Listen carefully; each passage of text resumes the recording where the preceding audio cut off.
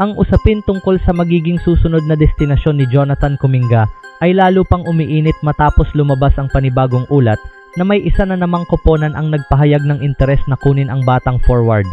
Bukod sa Los Angeles Lakers, Cleveland Cavaliers at Milwaukee Bucks, sumali na rin ang LA Clippers sa listahan ng mga koponang nais makuha si Kuminga sa pamamagitan ng isang sign and trade na kasunduan. Ayon kay Michael Scotto ng Hoops Hype, si Kuminga, 23-year-old, ay nakatanggap din ng interes para sa isang sign and trade mula sa Los Angeles Lakers, Los Angeles Clippers, Cleveland Cavaliers at Milwaukee Bucks. Habang pinamamahalaan ni Kuminga at ng kanyang ahenteng si Aaron Turner ng Verus Basketball ang kanyang free agency, sinusuri ng bawat koponan ng iba't ibang salik gaya ng kanyang inaasahang taunang sweldo kung babagay siya sa roster at ang magiging istruktura ng kasunduan. Dagdag pa ni Scotto, walang iisang halaga ng kontrata na hinihingi si Kuminga na pareho para sa lahat ng interesadong koponan. Clippers, opisyal nang pumasok sa karera para kay Kuminga. Naging unrestricted free agent si Jonathan Kuminga ngayong off-season matapos tanggihan ng Atlanta Hawks ang kanyang 24.3 milyong team option para sa 2026-27 season.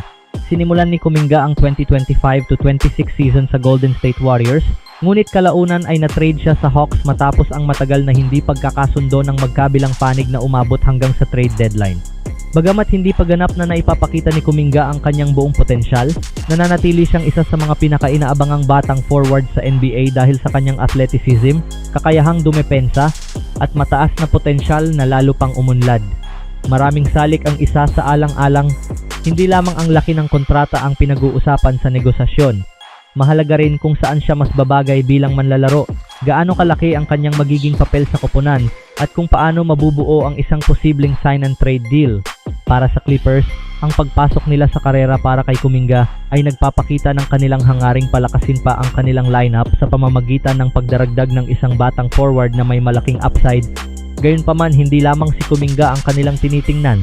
Iniuugnay rin ang Clippers kay Peyton Watson ng Denver Nuggets na maaari ring makuha sa pamamagitan ng isang sign and trade habang siya ay isang restricted free agent. Sa ngayon, nananatiling bukas ang labanan para sa pirma ni Jonathan Kuminga. Habang nagpapatuloy ang free agency, 4 na koponan na ang hayagang nagpapakita ng interes ang Lakers, Clippers, Cavaliers at Bucks. At inaasahang magiging mas aktibo pa ang mga pag-uusap sa mga susunod na araw habang papalapit ang desisyon ng 23 anyos na forward tungkol sa susunod na yugto ng kanyang karera sa NBA. Samantala, bagamat patuloy na ipinapahayag ng Golden State Warriors sa publiko na nais nilang panatilihin si Jimmy Butler hanggang sa kanyang pagbabalik mula sa injury sa susunod na season, marami ang naniniwalang bukas pa rin ang koponan sa posibilidad na i-trade ang kanilang 6 na beses na NBA All-Star kung may tamang alok na darating. Mas lalo pang lumakas ang paniniwalang ito matapos ang pinakahuling ulat tungkol kay Anthony Davis. Ayon kay Michael Scotto ng Hoops Hype, nagpahayag ng interes ang Warriors na kunin ang veteranong big man. Interes kay Anthony Davis, patunay na bukas ang Warriors sa pag-trade kay Butler. Sa mga nakaraang linggo, malakas ang ugnayan ng Warriors kay Anthony Davis habang patuloy rin nilang sinusubukang makuha ang dati nitong kakampi sa Los Angeles Lakers na si LeBron James. Gayunpaman, ayon kay Scotto, hindi pa handang makipag-usap ang Washington Wizards tungkol sa isang posibleng trade. Ngunit hanggang ngayon ay tinatanggihan ng Washington Wizards ang lahat ng naturang pag-uusap na naging malaking hadlang sa pangarap ng Warriors na pagsamahin sina Davis at ang target nilang free agent na si LeBron James sa Bay Area. Sa ngayon, nananatiling hindi tiyak kung magbabago ang posisyon ng Wizards bago ang Agosto 6, ang araw kung kailan magiging kwalipikado si Davis para sa isang contract extension. Hindi rin malinaw kung bahagi pa ba siya ng pangmatagalang plano ng Washington. Samantala, ang patuloy na pagkaantala ng desisyon ni LeBron James sa kanyang free agency ay maaaring magbigay ng mas maraming oras sa Warriors upang subukang maisakatuparan ng isang trade para kay Davis. Posible ring magbago ang sitwasyon habang papalapit ang deadline. Mahirap makuha si Davis nang hindi isinasama si Jimmy Butler. Ayon sa ulat, ang interes ng Warriors kay Davis ay isa pang malinaw na indikasyon na handa nilang isama si Jimmy Butler sa isang trade kung makabubuti ito sa koponan. Sa kasalukuyan, wala pang kontrata si Draymond Green, habang si Kristaps Porzingis ay kumikita lamang ng 20 milyon sa ilalim ng kanyang bagong extension. Dahil dito, halos imposibleng maipares ng Golden State ang 58.5 milyong sahod ni Anthony Davis nang hindi isinasama ang kontrata ni Butler sa anumang trade package. Ang desisyon ni LeBron James sa kanyang free agency ay patuloy na naaantala. At ayon sa mga ulat, ito rin ang dahilan kung bakit halos natigil ang malalaking trade sa buong NBA. Maraming koponan ang naghihintay muna sa magiging desisyon ng 4 na beses na NBA MVP bago nila tuluyang buuin ang kanilang mga roster para sa bagong season.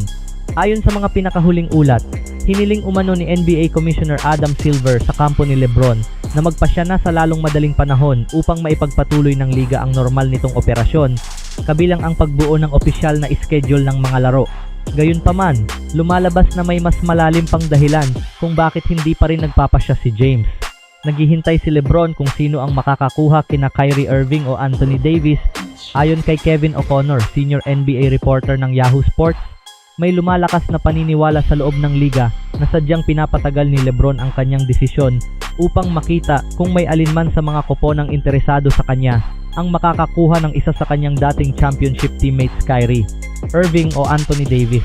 Sa kanyang ulat, sinabi ni O'Connor, ang popular na teorya sa loob ng liga ay sadyang pinapatagal ni LeBron ang kanyang desisyon upang makita kung may paraan ang alinman sa kanyang mga manliligaw na makuha sina Kyrie Irving o Anthony Davis. Ayon sa mga source, kung may koponang magtagumpay na makuha ang isa sa kanyang mga dating kampeong kakampi, maaari nitong mahikayat si LeBron na doon pumirma. Gayunpaman, ayon sa senior NBA insider na si Shams Charania, sa kalaunan ay 3 koponan na lamang ang tunay na naging pangunahing option ni LeBron: Philadelphia 76ers, Cleveland Cavaliers, Miami Heat, kasama pa rin ang Warriors sa usapan.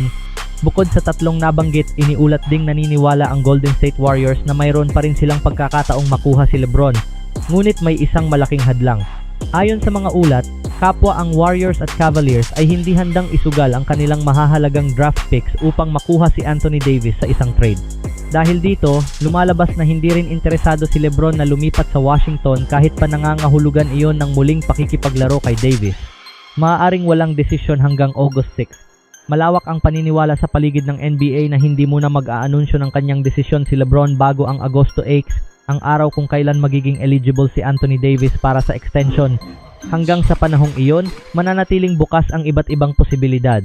Kung hindi magkasundo sina Anthony Davis at ang Washington Wizards sa isang bagong kontrata, maaari nitong buksan ang pinto sa isang trade at muling buhayin ang posibilidad na magsama muli sina LeBron at Davis. Ngunit kung pipirma si Davis ng extension sa Washington, malamang na tuluyan nang mawala ang pagkakataong iyon at mapipilitan si LeBron James na pumili ng ibang destinasyon para sa susunod na kabanata ng kanyang maalamat na karera